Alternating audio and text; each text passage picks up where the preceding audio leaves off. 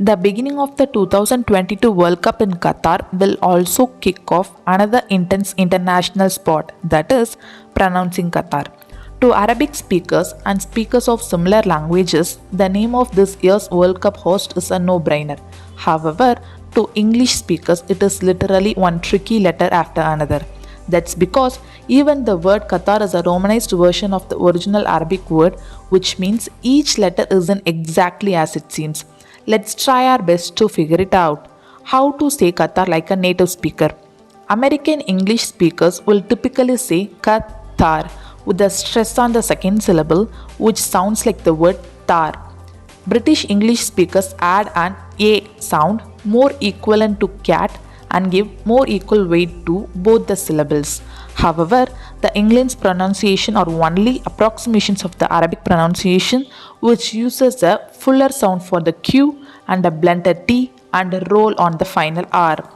Mauna Abdul Hamid, Executive Director of the Alif Institute, an Arabic cultural center based in Atlanta, walks us through the correct pronunciation.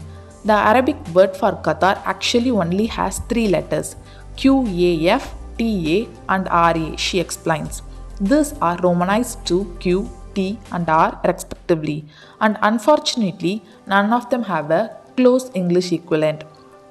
QAF. This is one of the hardest sound for English speakers to make, Abdul Hamid says. To learn this sound, we recommend students put water in their mouth and use the back of their throat to keep from swallowing it. That's how we get the guttural sound. The resulting sound is somewhere between an English G and K. TA. Abdul Hamid describes this sound as an English T with a fuller tongue. When pronouncing an English T, you will notice your tongue hits behind your front teeth. A TA sound is made farther back and your tongue strikes the roof of your mouth, she says. RA. This one is a little easier. Unlike the English letter R, RA does not have a strong vowel sound, Abdul Hamid says. In English, consonants like R, M, and B are called voiced consonants because you need to use the vocal cords to make their sound. Try it out right now, no one is listening. Consonants like T and P are unvoiced, meaning you can just use your mouth and some air to say them. The Arabic RA is technically voiced, but it's much shorter than an English R and closer to a short trill like the Spanish word pero. So in other words, don't draw this sound out and use your tongue. Where are the vowels? There are no long vowels in the Arabic word for Qatar, Abdul Hamid says. Instead of letters, our short vowels are represented by accents.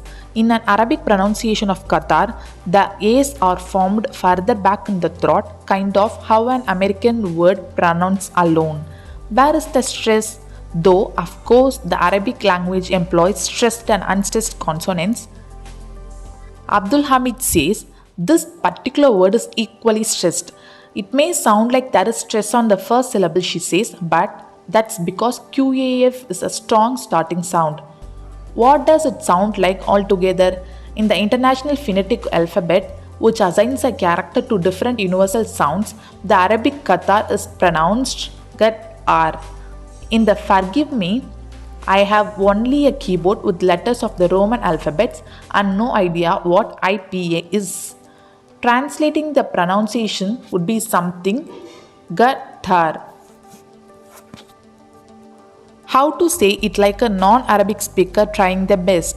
It's important to learn about one of the most commonly spoken languages in the world, but whipping out a perfectly pronounced Qatar may feel a little out of place at times. In the same way, English speakers tend to approximate other non-English words like croissant. There is a happy medium that shows you have at least put some through it. If you can get the RA sound, that is a good start, Abdul Hamid says. And be mindful that the beginning letter isn't a hard K sound. Also, don't be too discouraged. All second language speakers have sound that are tough to master, Abdul Hamid says. Arabic speakers who learn English get tripped up on P sounds which often come out like a B. Second generation Arabic speakers love to tease their parents about that ones, Abdul Hamid says.